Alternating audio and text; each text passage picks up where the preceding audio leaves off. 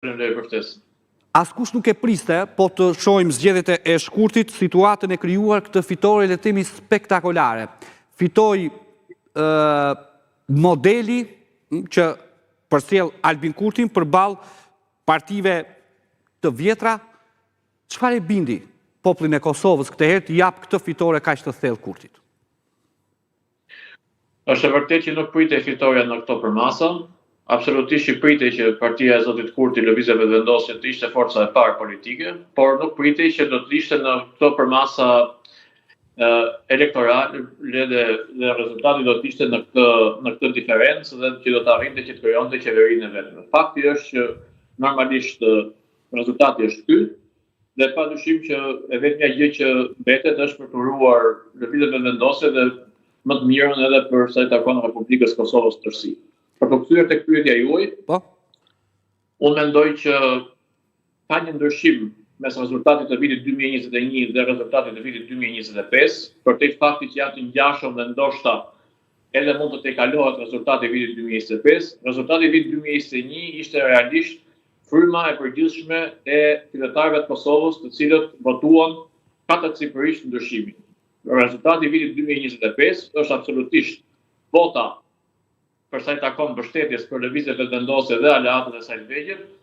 plus dhe elementet e inxhinierisë politike dhe elektorale të aplikuara si rezultat i ushtrimit të qeverisjes edhe të pushtetit nga ana e Lëvizjes Vetëvendosje. Gjinali, ju jetoni mes Shqipërisë dhe Kosovës, e njihni mirë skenën politike në Kosovë. Kjo ka qenë një fushatë e qetë, me pak ditë, ndryshe nga fushata e shkurtit. Albin Kurti këtë herë ka folur vetting prokurori speciale. Pra, ishin këto, le të themi, që i dhanë atij më shumë vota, teksa i njihet në publik si një njeri që mban një çantë në krah dhe si njeri, le të themi në thonjza, po them, i varfër, karshi një politike mbi 20 vjet që mbizotron Kosovë. Njihet modeli i Zotit Kurtit, rast parë për stilin e tij populist, një stil i cili absolutisht e ka shpërblyer politikisht si në të shkuarën e afër politike dhe në të tashmen, dhe absolutisht me këtë tashme ai po ndërton edhe të ardhmen e tij politike, nga njëra anë. Nga ana tjetër, mbetet për të seksuar fakti që përtej asaj retorike që Zoti Kurti ka përdorur në fushatën elektorale, unë mendoj që më shumë se fitoria e Zotit Kurti është absolutisht dhe një humbje e partive të ish bllokut opozitar, të cilat për arsye të ndryshme, si rezultat edhe i specifikave që secila për këtyre partive ka, profileve të ndryshme, secila për këtyre partive ka gabuar në segmente të caktuara, jo thjesht fushatës elektorale, fushata ishte e shkurtër, por absolutisht që kjo fushat ishte në fund të ditës epilogu i një viti të gjatë politik, që filloi me post zgjedhje të shkurtit dhe vijoi gjatë gjithë këtyre muajve të një krize që duhet ta themi që përtej kësaj fitoreje, absolutisht që nuk zhbëhet përgjegjësia për sa i takon Zotit Kurti dhe Lëvizjes Vetëvendosje për zgjatjen dhe eskalimin e krizës politike. Ne nuk gjykojmë dot vullnetin e shprehur nga ana e qytetarit të Kosovës, por nga ana tjetër ne mundet që të gjykojmë fituesin dhe mund të flasim dhe të interpretojmë në lidhje me shkallën e fitores, por jo thjesht me shkallën e fitores, por nuk zhbëjmë dot atë përgjegjësi që pikërisht ky fitues kishte gjatë këtyre muajve. Pra, unë mendoj që përtej disa premtimeve populiste të cilat nuk janë të arritur edhe në numra, pavarësisht këtyre numrave që Zoti Kurti ka. Por dhe përtej të gjithë retorikës së politike,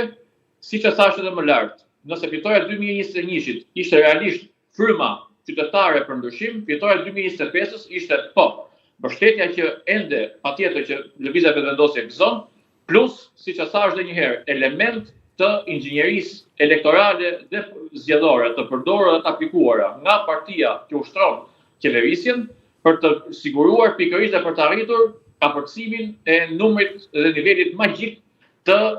fitores dhe të arritjes së mandateve e vetme. Nga tjetër, sërish e them, performanca e ulët e partive opozitare mbi të gjitha dhe fatkeqësisht e Lidhjes Demokratike të Kosovës, por dhe Aleancës për Armërinë e Kosovës, patjetër që përbëjnë një tjetër element që në një farë mënyrë edhe balanca ka kaluar në balanca politike në anën tjetër të medaljes. Gjinali, do doja tani, për shembull, fitoria e komentuam, po çfarë ndodh tani? Bota që çliroi Kosovën në 1999 nuk është më ajo që ishte. Dhe këtu duhet dalë tek marrëdhëniet. Çfarë duhet bëjë Albin Kurti në marrëdhënie me Bashkimin Evropian, me Shtetet e Bashkuara të Amerikës, aleatin tonë, që s'është më ai dikurshmi, kur prandaj përmend atë bota që çliroi Kosovën. Ka këtë problem, ka problemin e energjisë, problemin e arsimit, problemin e